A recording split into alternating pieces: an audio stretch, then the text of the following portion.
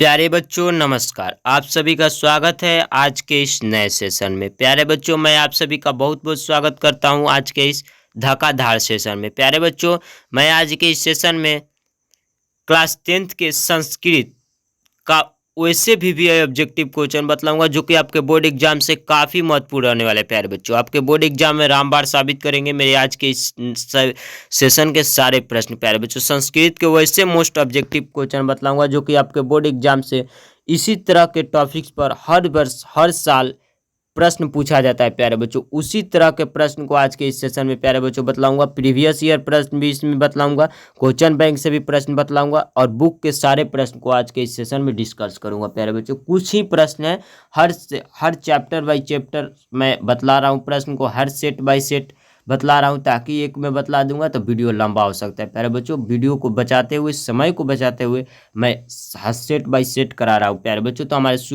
Session को शुरू से लेकर अंत तक देखना ना भूले। यदि चैनल पर नए हैं अभी तक तो चैनल को सब्सक्राइब कर बेल आइकन प्रेस कर ले। यदि सेशन पसंद है ज़्यादा से ज़्यादा प्यारे बच्चों दोस्तों के पास शेयर करें।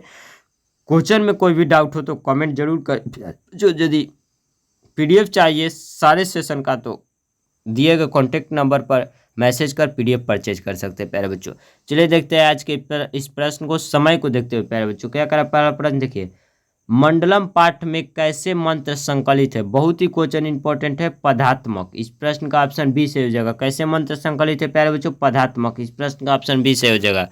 चलिए देखते हैं अगले प्रश्न को। प्यारे बच्चों क्या करा अगला प्रश्न देखिए, बहुत ही क्वेश्चन इंपॉर्टेंट है। मंडलम पाठ से रचनाकार क अस्ति महर्षि वेद व्यास, यानी जो मंडलम पाठ है उसका रचनाकार कौन किया था तो महर्षि वेद व्यास। इस प्रश्न का ऑप्शन सी से हो जाएगा। प्यारे बच्चों बहुत ही प्रश्न सारे इंपॉर्टेंट है, इसी तरह के प्रश्न आपके फाइनल बोर्ड एग्जाम में प्यारे बच्चों पूछा जाता है, आप जरूर याद कीजिएगा।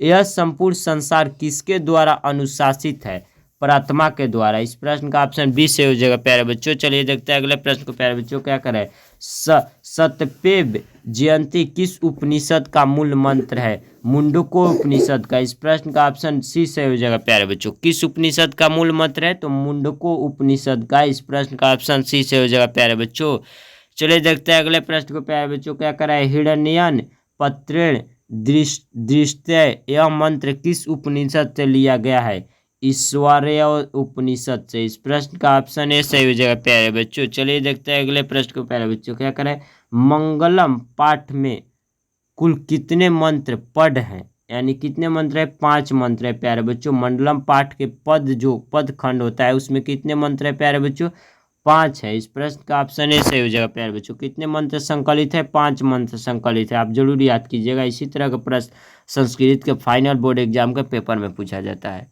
चलिए देखते हैं अगले प्रश्न को प्यारे बच्चों, जो कि आपके प्रश्न बोर्ड एग्जाम से काफी महत्वपूर्ण रहने वाला है। क्या करें अगला प्रश्न, सत्य का मुंह किस पात्र से ढका हुआ है, हिरण्यम पात्र से। इस प्रश्न का ऑप्शन ए से हो जाएगा। प्यारे बच्चों चलिए देखते हैं अगले प्रश्न को। प्यारे बच्चों क्या करें, खाली स्थान सत्यास्थापिहितम सुखम हिरण्यन पत्रेण। इस प्रश्न का ऑप्शन ए से हो जाएगा। प्यारे बच्चों चलिए देखते हैं अगले प्रश्न को। प्यारे बच्चों क्या करें, खाली स्थान है नात्रितम, यानी क्या हो जाएगा, सत्यमेव जयंती हो जाएगा, नेतृत्व। इस प्रश्न का ऑप्शन सी से हो जाएगा। प्यारे बच्चों चलिए देखते हैं अगले प्रश्न को। प्यारे बच्चों या था खाली स्थान है सन्यदम माना समुद्र नद। इस प्रश्न का ऑप्शन सी से हो जाएगा। प्यारे बच्चों चलिए देखते हैं अगले प्रश्न को। प्यारे बच्चों क्या करें, मंगलम पाठ कहाँ से संकलित है, उपनिषद से। इस प्रश्न का ऑप्शन सी से हो जाएगा। प्यारे बच्चों चलिए देखते हैं अगले प्रश्न को। प्यारे बच्चों क्या करें अगला प्रश्न,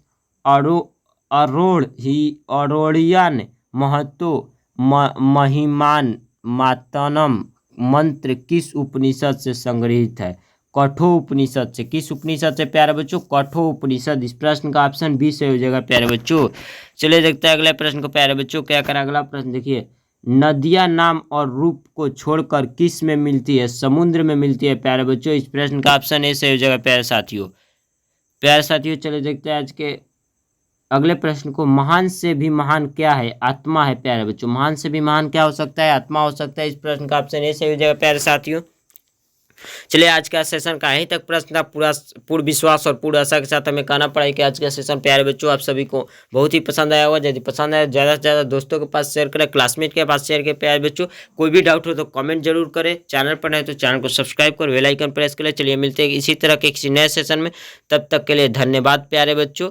जय हिंद, जय भारत।